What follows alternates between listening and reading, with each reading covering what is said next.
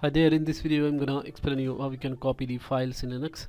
To copy the files in Linux you have to use copy command or cp command. So for example, I'm gonna copy some files now. So let us say we have got this abc file, as you can see over here, and if I want to copy this file to the same home directory, what I can do simply is cp abc, and here I can give the new name to the file, say xyz, and then hit enter. So abc will be copied in the same directory. As notice that xyz is not available right now in the current directory. So once I copy that, and now if I use ls, xyz will be here. As you can see, xyz is copied here, and if you view the contents of both files, it should be same. So I'm gonna view the contents of the files. For that, use this command cat abc or cat xyz. It should have same contents. As you can see, this file contents are same and the file is copied. Now what will happen if I just do say copy this ff1 file to xyz? So since the xyz file already exists, let us see what happens when I try to copy the ff1 file. So as you can see, the contents of the xyz would be changed now because I have copied that ff1 in there. So as you can see, the xyz contents have changed, and the more important thing to notice here is that Linux did not ask you whether you want to override that file, because that xyz file already existed there. So copy command doesn't allow that, but there is a switch which you can use with the copy command that can be used to prevent you from overwriting the files, and that switch is -i.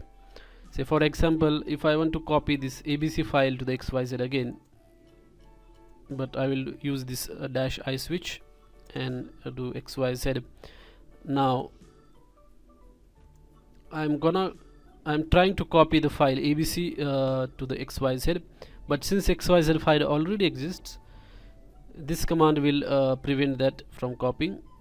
As you can see, it is given this prompt override xyz because xyz already exists, and if you press S, then only that file will be copied. If you press no, that file will not be copied. And as you can see, the xyz contents are not changed. So that's how we can use the -i switch, which prevents you from overwriting the files. Now this is about copying the files in the same directory. Say for example, if you want to copy the file abc into the folder, say sample folder, over here, as you can see, there is a folder sample.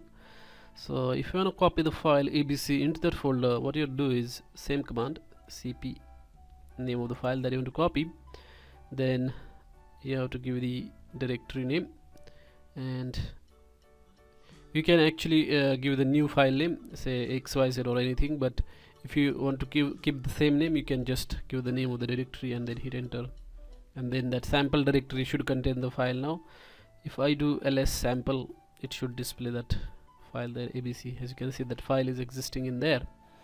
So that's how you can use the ls command to copy the files in Linux. So that's all about copying the files. And another important thing that I want to tell you is that if you want to copy multiple files at the same time, you can give the pattern as well. Like instead of giving the file name, you can give the pattern. For example, if you want to copy the files which start with say a or p, or say f or p, then you can do it like that, f p and star. It means that all the files that start with f or p should be copied to say directory sample, and then if you enter, now if you see the sample directory contents,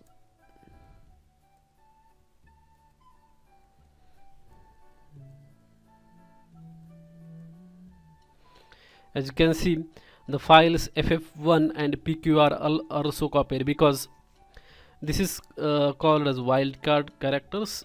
which allows you to copy multiple files, matching that particular wildcard characters. In the brackets you can give the characters. It means that select any file that starts with either F or P and then ends with anything. So ff1 and pqr matched those conditions, and that's why those files were copied into the sample. So this is very handy thing that you need to remember, wildcards characters, which can boost your productivity. If you like this video, hit like button. Thank you.